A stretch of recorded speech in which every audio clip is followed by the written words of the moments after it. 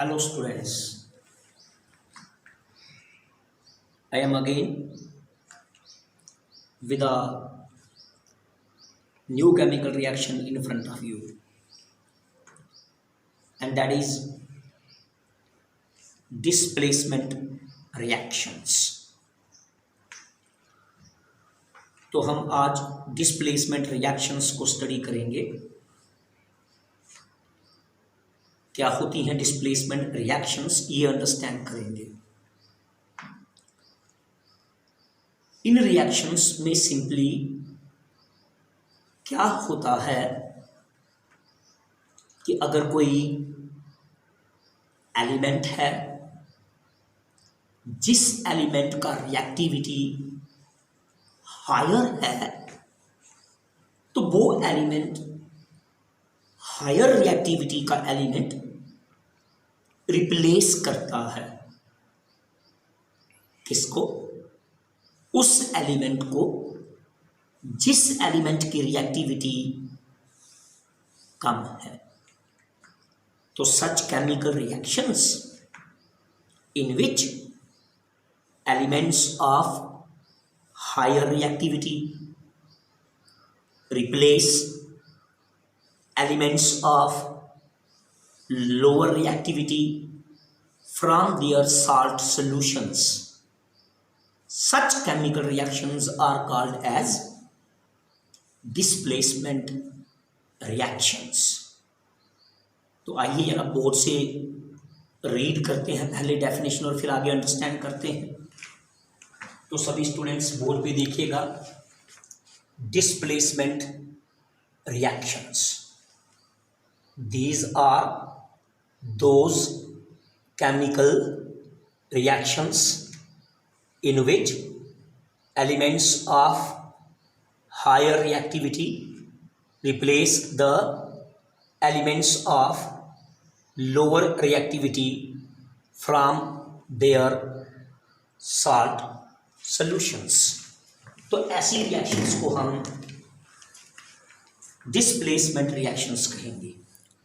तो स्टूडेंट्स क्या बात करी हमने कि ऐसी रिएक्शंस, जिन केमिकल रिएक्शंस के अंदर वो एलिमेंट्स जिनकी रिएक्टिविटी हाई है, अगर वो एलिमेंट्स अपने से लोअर रिएक्टिविटी वाले एलिमेंट को उनके साथ सॉल्यूशन से रिप्लेस कर दें, such chemical reactions are called as displacement reactions. तो आइए एग्जाम्पल से स्टडी करते हैं और एग्जाम्पल बोर्ड से लेंगे तो सब बोर्ड पे देखेंगे।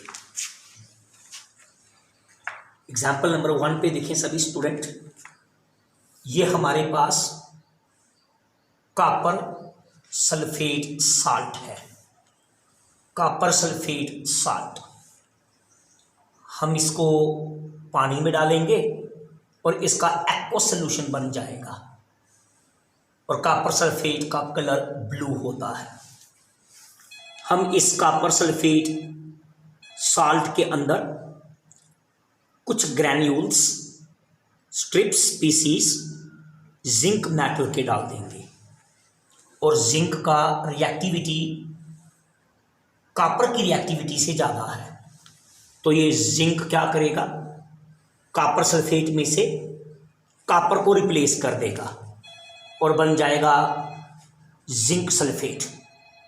जिंक सल्फेट का एक्वा सॉल्यूशन बन जाएगा जो कलरलेस होता है, और अकेला कॉपर जो ब्राउन कलर का होता है वो अकेला कंटेनर के बॉटम पे हमें वहाँ पे मिलेगा। तो इस रिएक्शन को हम डिस्प्लेसमेंट रिएक्शन कहेंगे। तो देखिएगा मेरी तरफ, ये क्या रिएक्शन है। इस रिएक्शन में हमने क्या शो किया है? एक्चुअली हमने आपको इसमें ये बताया, हमने कॉपर का साल्ट लिया, नेम है उसका कॉपर सल्फेट। ब्लू कलर का होता है कॉपर सल्फेट, और कॉपर सल्फेट को हम ब्लू विट्रोल भी कहते हैं। कॉपर सल्फेट को पानी में डालेंगे और हमारे पास ब्लू कलर का कॉपर सल्फेट सॉल्यूशन बन जाएगा, एक्वा सॉल्यूशन। अब हम वो जो बीकर में कॉपर सल्फेट का ब्लू सॉल्यूशन है उसमें कुछ ग्रैन्यूल्स, कुछ पीसीस छोटे छोटे हम जिंक मेटल के डाल देंगे तो क्या होगा।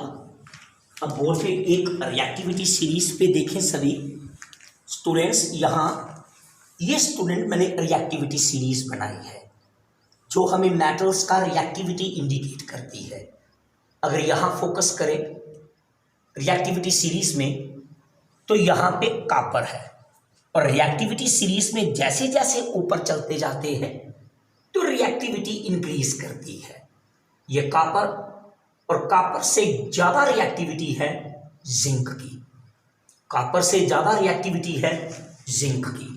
तो इसलिए स्टूडेंट्स क्योंकि कॉपर से रिएक्टिविटी हाई है किसका, जिंक का, तो इसलिए अब क्या होगा जब हम कॉपर सल्फेट के एक्वा सॉल्यूशन में जिंक को ऐड करेंगे तो क्योंकि जिंक एलिमेंट का रिएक्टिविटी कॉपर की रिएक्टिविटी से हाई है तो कुछ देर के बाद आप क्या देखेंगे, यहाँ देखिएगा कि कॉपर सल्फेट में जो कॉपर मेटल है जिंक मेटल उसको स्लोली स्लोली रिप्लेस करती जाएगी और इस तरह कॉपर सल्फेट जिंक सल्फेट में कन्वर्ट हो जाएगा और हमें इसका रिजल्ट क्वाइट विजिबल होता जाएगा क्योंकि बीकर में स्लोली स्लोली जो कॉपर सल्फेट होगा उसका ब्लू कलर फेंट होता जाएगा और एक स्टेज ऐसी आएगी कुछ समय बाद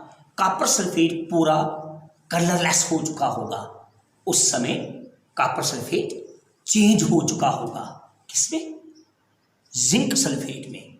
इसका मतलब कॉपर सल्फेट में से कॉपर मेटल को जिंक मेटल ने अपनी हाई रिएक्टिविटी की वजह से रिप्लेस कर दिया। Such reactions are called as displacement reactions.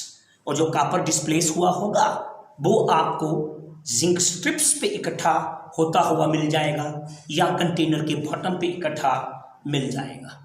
तो ये एक एग्जाम्पल मैंने आपके साथ डिस्कस की। कोई और एग्जाम्पल लेते हैं। मैं फिर से एक बीकर के अंदर कॉपर सल्फेट एक्वा सॉल्यूशन ले लेता हूं, ब्लू कलर का है और अब मैं उसमें आयरन नेल्स, आयरन की कील बचे आयरन नेल्स को डालता हूं। जब मैं कॉपर सल्फेट में आयरन नेल्स डालूंगा, बीकर को थोड़ी देर तक रख दूंगा अनडिस्टर्ब्ड, तो आप देखेंगे फिर से हमें रिएक्टिविटी सीरीज शो करेगा कि आयरन का रिएक्टिविटी भी हाई है कॉपर की रिएक्टिविटी से। तो जो कॉपर सल्फेट होगा उसमें से कॉपर रिप्लेस होना शुरू हो जाएगा, कॉपर को आयरन रिप्लेस करना स्टार्ट कर देगा और कॉपर सल्फेट का एक्वा सॉल्यूशन फेरस सल्फेट में कन्वर्ट हो जाएगा और फेरस सल्फेट का अपना कलर ग्रीन होता है। तो क्या अंडरस्टैंड किया, कॉपर सल्फेट में आयरन डालोगे तो ब्लू कलर ग्रीन हो जाएगा। क्यों? क्योंकि कॉपर सल्फेट में से कॉपर को आयरन ने रिप्लेस किया और फेरस सल्फेट बन गया। और इसी कॉपर सल्फेट में अगर आप जिंक डालोगे तो कॉपर सल्फेट का जो ब्लू कलर होगा वो कलरलेस हो जाएगा क्योंकि कॉपर सल्फेट में से जिंक ने क्या कर डाला, जिंक ने कॉपर सल्फेट में से कॉपर को रिप्लेस कर दिया और जिंक सल्फेट बन गया। ये हमें रिएक्शंस इंडिकेट करती हैं कि एलिमेंट्स हायर रिएक्टिविटी के जो होते हैं वो लोअर रिएक्टिविटी के एलिमेंट्स को उनके साल्ट सॉल्यूशन से रिप्लेस करते हैं। कोई और एग्जांपल लेते हैं, बोर्ड पे देखिएगा स्टूडेंट्स। ये हमारे पास पोटाशियम ब्रोमाइड है, ये पोटाशियम ब्रोमाइड है हमारे पास। हमने पोटाशियम ब्रोमाइड का एक्वा सॉल्यूशन लिया और हम पोटाशियम ब्रोमाइड के एक्वा सॉल्यूशन में से क्लोरीन गैस को पास करेंगे। बस इतना ही याद रखना, क्लोरीन की रिएक्टिविटी हाई होती है than the reactivity of bromine. तो इससे क्या होगा, क्लोरीन की हाई रिएक्टिविटी की वजह से क्लोरीन पोटाशियम ब्रोमाइड में से ब्रोमीन को रिप्लेस करेगी और इस तरह पोटाशियम ब्रोमाइड जो होगा वो चेंज हो जाएगा पोटाशियम क्लोराइड में। यहां देखें, ये पोटाशियम ब्रोमाइड जो है पोटाशियम क्लोराइड में चेंज हो रहा। क्यों? क्योंकि पोटाशियम ब्रोमाइड में जो ब्रोमीन एलिमेंट है उसको क्लोरीन एलिमेंट रिप्लेस कर रहा है और क्लोरीन का जो रिएक्टिविटी है वो हायर है किससे, ब्रोमीन से। और इस तरह ये भी एक डिस्प्लेसमेंट रिएक्शन है। एक बहुत इंपॉर्टेंट हमारा एक क्वेश्चन है और वो आपने याद रखना है कि क्या ऐसा हो सकता है कभी कि एक एलिमेंट जिसका रिएक्टिविटी लो हो वो हाई रिएक्टिविटी के एलिमेंट को उसके साल्ट सॉल्यूशन से रिप्लेस कर दे। नहीं बेटे, अगर हम कोई साल्ट सॉल्यूशन लें, उस साल्ट सॉल्यूशन में हम कोई ऐसा एलिमेंट ऐड करें जिस एलिमेंट का रिएक्टिविटी लो है, जिस एलिमेंट का रिएक्टिविटी लो है, तो लो रिएक्टिविटी वाला एलिमेंट जो है वो हाई रिएक्टिविटी वाले एलिमेंट को रिप्लेस नहीं कर सकता। तो बोर्ड पे देखते हैं क्या है, an element of lower reactivity can not replace the element of higher reactivity. तो सब यहां पे देखिए, ये मैं जिंक सल्फेट का एक्वा सॉल्यूशन लेता हूं जो कलरलेस है और उसमें मैं कुछ पीसीस कॉपर मेटल के ले लेता हूं और आगे बच्चे मैंने लिखा है नो रिएक्शन। क्या आप अंडरस्टैंड करें क्यों रिएक्शन नहीं हुआ? क्यों रिएक्शन नहीं हुआ?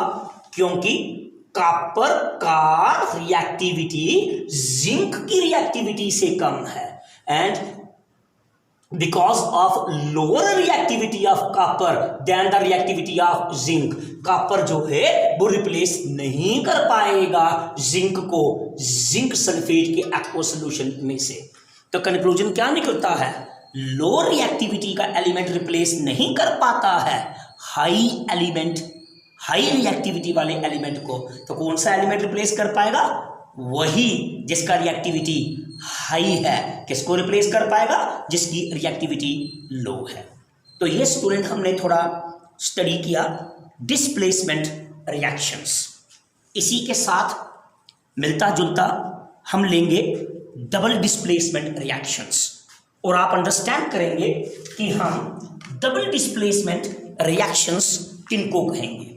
तो सब में तब ध्यान दीजिएगा, आप कोई डिस्प्लेसमेंट रिएक्शन फाइंड आउट करते हैं, आप उसमें क्या देखते हैं? डिस्प्लेसमेंट रिएक्शन में टू एटम्स या टू ग्रुप ऑफ एटम्स या to ions, ions charged particles होते हैं। ऐसी डिस्प्लेसमेंट रिएक्शन जिसमें टू एटम्स और टू ग्रुप ऑफ एटम्स और टू ऑयंस, अगर वो एक दूसरे को क्या कर लेते हैं, एक्सचेंज कर लेते हैं, that displacement reaction is called as a double displacement reaction. तो डबल डिस्प्लेसमेंट रिएक्शन क्या हुई? एक ऐसी केमिकल रिएक्शन जिस केमिकल रिएक्शन में टू एटम्स और टू ग्रुप ऑफ एटम्स और टू आयंस एक दूसरे को एक्सचेंज करें, they are called as double displacement reactions. और स्टूडेंट याद रखना, डबल डिस्प्लेसमेंट रिएक्शन में या तो जो सब्सटेंसेस बनती हैं उनमें से एक सब्सटेंस प्रेसिपिटेट होगी या फिर कोई एक सब्सटेंस उनमें से गैसियस होगी। ये प्रेसिपिटेट क्या होता है? Solid insoluble particles of a substance are called as precipitate. Solid insoluble particles of a substance are called as precipitate। तो डबल डिस्प्लेसमेंट रिएक्शन में जो प्रोडक्ट्स बनेंगे उनमें से वन प्रोडक्ट जो है या तो वो प्रोडक्ट प्रेसिपिटेट होगा या वो प्रोडक्ट गैस होगा। आइए बच्चे एग्जांपल्स लेते हैं बोर्ड पे, सभी बोर्ड पे फोकस कीजिएगा।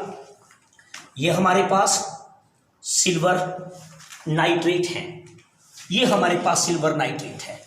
हमने इसका एक्वा सॉल्यूशन ले लिया, इसको पानी में मिक्स कर दिया, सिल्वर नाइट्रेट साल्ट को। ये हमारे पास सोडियम क्लोराइड साल्ट है, इसको भी पानी में मिक्स कर दिया और इसका भी हमने एक्वा साल्ट बना दिया। स्टूडेंट इस रिएक्शन में क्या हो रहा है, ये जो आयंस हैं नाइट्रेट आयंस, ध्यान देना सिल्वर नाइट्रेट के अंदर आपको ये नाइट्रेट आयन मिलेगा और इसी तरह NaCl के अंदर आपको Cl नेगेटिव आयन मिलेगा। जो ऊपर रिएक्शंस हैं अगर आप बड़े ध्यान से देखो तो ये आयंस बेसिकली एक दूसरे को एक्सचेंज करेंगे। ये जो Cl है वो यहां से नाइट्रेट को Na3 को रिप्लेस करेगा और जब यहां से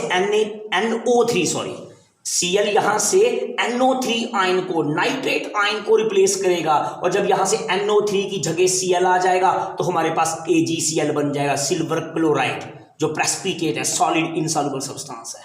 सिमिलरली स्टूडेंट यहां का जो Cl होगा उसको यहां से NO3 ने रिप्लेस कर लिया। तो क्या समझे, यहां का जो NO3 है बेटा ये NO3 बचे, इस NO3 ये NO3 रिप्लेस करेगा Cl को और ये जो बेटा Cl नेगेटिव आयन होगा ये यहां से NO3 को रिप्लेस कर देगा जिससे हमारे पास सिल्वर क्लोराइड बनेगा और NaNO3 बनेगा। तो क्या देख रहे हैं आप इस रिएक्शन में, ये जो आयंस हैं सिल्वर नाइट्रेट में नेगेटिव आयन है नाइट्रेट आयन, सोडियम क्लोराइड में नेगेटिव आयन है Cl नेगेटिव आयन, ये दोनों आयन एक दूसरे को एक्सचेंज कर रहे हैं और इस तरह सिल्वर क्लोराइड नेम का प्रेसिपिटेट बन रहा है। इस रिएक्शन को हम डबल डिस्प्लेसमेंट कहेंगे क्योंकि टू आयंस अपने आप को एक्सचेंज कर रहे हैं, लेकिन इसमें solid insoluble particle called precipitate बना है। नेक्स्ट नीचे रिएक्शन देखिएगा एग्जांपल, ये फेरस सल्फाइड है, सॉलिड फॉर्म में है, हमने इसके साथ मिक्स किया है डाइल्यूट सल्फ्यूरिक एसिड। ये खुद एक रिएक्शन एग्जांपल ट्राई कीजिएगा, यहां पे जब रिएक्शन होगी फेरस सल्फेट होगा जो एक्वा सॉल्यूशन है और साथ में गैस का फॉर्मेशन होगा हाइड्रोजन सल्फाइड। ये भी डबल डिस्प्लेसमेंट रिएक्शन है, या आप खुद देखेंगे कि कैसे डबल डिस्प्लेसमेंट रिएक्शन है। मैंने क्या कहा था, डबल डिस्प्लेसमेंट रिएक्शन जब होती है या तो एक प्रोडक्ट प्रेसिपिटेट बनता है या फिर एक प्रोडक्ट गैस बनता है। पहली एग्जांपल में ये जो प्रोडक्ट बना डबल डिस्प्लेसमेंट रिएक्शन में ये प्रेसिपिटेट है, सॉलिड इनसॉल्युबल सब्सटेंस, और दूसरी डबल डिस्प्लेसमेंट रिएक्शन में ये जो प्रोडक्ट बना स्टूडेंट ये क्या है, गैस है। तो ऐसी डिस्प्लेसमेंट रिएक्शंस जिनमें two atoms, two group of atoms और टू आयंस एक दूसरे को एक्सचेंज करें उनको हम डबल डिस्प्लेसमेंट रिएक्शंस कहते हैं। और ज्यादातर ये डबल डिस्प्लेसमेंट रिएक्शंस अकर तब करती हैं जब हम टू आयनिक कंपाउंड्स के सॉल्यूशंस को एक दूसरे से मिक्स करते हैं। तो ये था topic displacement and double displacement reactions का। स्टूडेंट्स थोड़ी देर तक हम अपना जो कैमरा है वो बोर्ड पे लगाएंगे ताकि आप अपने कैमरा को, अपने स्क्रीन को, थोड़ा वीडियो को पॉज करके अगर कुछ नोट करना चाहें तो वहाँ से नोट कर सकते हैं। तो मैं स्क्रीन से हट रहा हूँ और 1 मिनट तक आप बोर्ड से वो सब कुछ देख सकते हैं। Thank you.